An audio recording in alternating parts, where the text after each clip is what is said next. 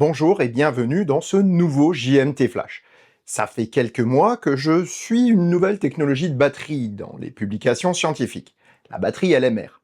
Contrairement aux batteries dont la commercialisation est sans cesse repoussée parce qu'encore au stade de l'expérimentation, cette nouvelle batterie risque bien de faire basculer le monde de la voiture électrique vers une généralisation de son mode de propulsion.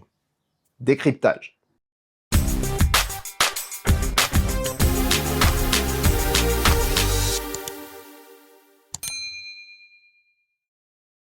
Tout commence pour moi en mars 2025 avec un article de Science Direct. En général, je ne regarde que d'un œil distrait les publications sur les batteries du futur, car elles sont en général dénuées d'applications réelles à très court terme. C'en était de même pour la batterie LMR, dont j'avais vu passer ça et là des études depuis un certain temps. Cet article est pourtant différent, car il recense nombre d'articles de laboratoire remontant à plus de 14 ans. Alors que les autres batteries du futur sont encore au stade du laboratoire, il semblerait que la technologie LMR ait passé toutes les étapes pour une commercialisation proche. Les annonces récentes de Ford et GM montrent qu'on en est bien là. Si GM nous annonce la production des cellules en partenariat avec LG en 2028 et nous montre un prototype, Ford nous offre des photos des premières cellules issues de leur ligne de production de test dans le Michigan. Voyons maintenant de quoi il s'agit. LMR signifie lithium manganèse rich. Contrairement à ce que certains journalistes peu avertis ont dit, il ne s'agit pas d'une technologie permettant d'éliminer totalement nickel et cobalt. Cela en réduit par contre les proportions, ce qui est déjà pas mal. Lorsque l'on parle de chimie de cellules dans le grand public, on ne cite pas les composants principaux, comme par exemple les chimies NMC décrivant la cellule ternaire actuellement, qui oublie énormément d'autres éléments présents comme le graphite, le silicium ou l'oxygène. La chimie LMR n'est donc pas composée seulement de lithium ou de manganèse. La cathode est constituée d'un ensemble de matériaux comprenant du lithium, du nickel en moindre quantité, on économise jusqu'à 50% de la quantité de nickel par rapport à une NMC, du cobalt en très petite proportion, là on peut économiser jusqu'à 90%, et de l'oxygène, plus du manganèse bien sûr, qui est le composant principal. Alors que d'autres, comme Tesla, s'orientent plutôt vers des composés très riches en nickel, pour favoriser les performances et en particulier la charge-décharge, on peut se poser la question de l'intérêt de partir à l'opposé. La première raison de procéder ainsi est liée au coût. Bien moins cher que le nickel, le manganèse permet de faire baisser le prix des cellules tout en préservant de bonnes performances. Les cellules LMR sont donc plus denses en énergie et permettent de surpasser les cellules actuelles NMC d'environ 30%. C'est déjà pas mal, hein? Le tout pour un prix comparable aux chimies LFP moins performantes. Et là, c'est vraiment exceptionnel. Le second avantage de cette chimie est de limiter la dégradation cyclique. Une étude de 2023 démontre une dérive de la tension de 0,002 mV par cycle. Cela signifie qu'en 1000 cycles, la déperdition de tension dans les cellules n'est que de 0,002 volts. C'est un gain énorme par rapport aux batteries actuelles, mais pas pour ce qu'on pourrait penser. On y reviendra plus loin.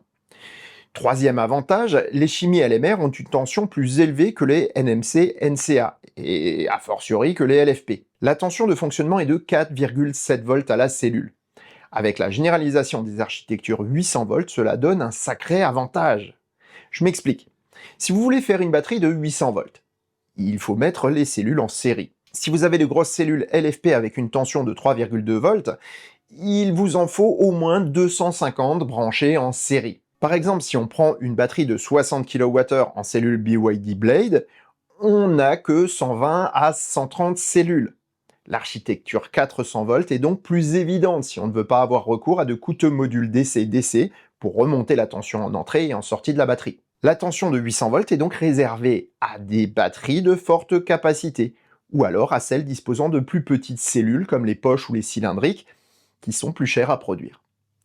Avec la chimie LMR, on peut réaliser un pack de 800 volts à partir de seulement 170 cellules, et cela change tout dans la conception du pack, et bien sûr au coût de production de celui-ci.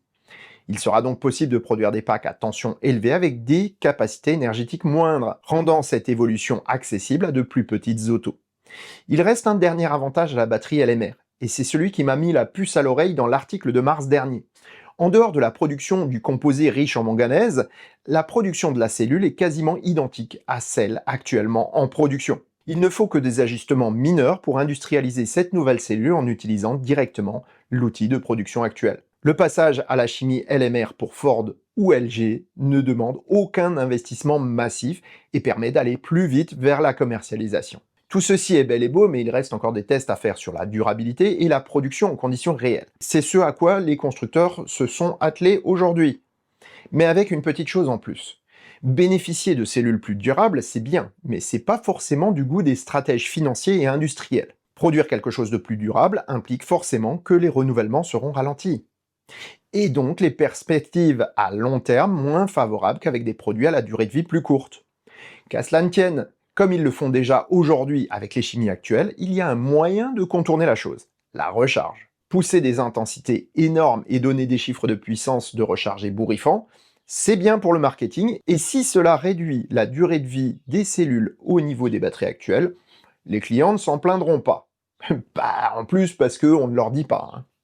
Reste que ces cellules permettront d'offrir aux clients ce qu'ils veulent, des voitures moins chères, qui vont plus loin et rechargent plus vite, et ça c'est plutôt bien. Le tout est de savoir où sera placé le curseur du dosage entre stress de la recharge et durabilité que les constructeurs choisiront pour leurs autos. En conclusion, s'il reste une part d'incertitude dans les inconvénients de cette nouvelle chimie, les acteurs de son développement n'en parlent pas, et c'est légitime, hein.